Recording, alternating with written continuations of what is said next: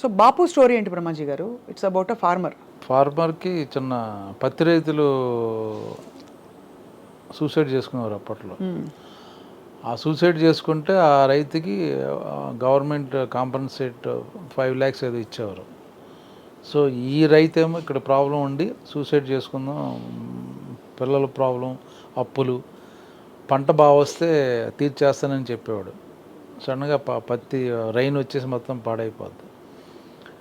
Suicide try చేస్తాడు attempt చేయడానికి. ఎందుకంటే ఓ 5 lakhs వచ్చినాయి వాళ్ళ ఫ్రెండ్కి ఎవరికో అనుకుంటే అది ఫెయిల్ అవుద్ది. అది తెలుసు ఫాదర్, ఎందుకు నువ్వు ఎలాగా, నీకు చాలా ఫ్యూచర్ ఉంది, నాకు టైం అయిపోయింది, 2-3 ఏళ్ళలో కదా నేను ఉండేది, నేను పోతాలేరా అంటాడు. అక్కడి నుంచి స్టోరీ స్టార్ట్ అవుద్ది.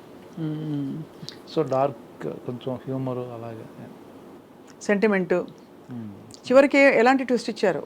అది మీరు 21వ తారీఖు రిలీజ్ అవుద్ది. కానీ గొప్ప విషయం బ్రహ్మాజీ గారు, మీరు అలా నాకు రెమ్యునరేషన్ వద్దు, నేను ఫ్రీగా చేస్తానని చెప్పడం.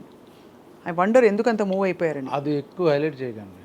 అంటే మళ్ళీ వచ్చేవాళ్ళు కూడా ఇదే విధంగా వస్తే మిమ్మల్ని అడుగుతారని కదా. కరెక్టే అది.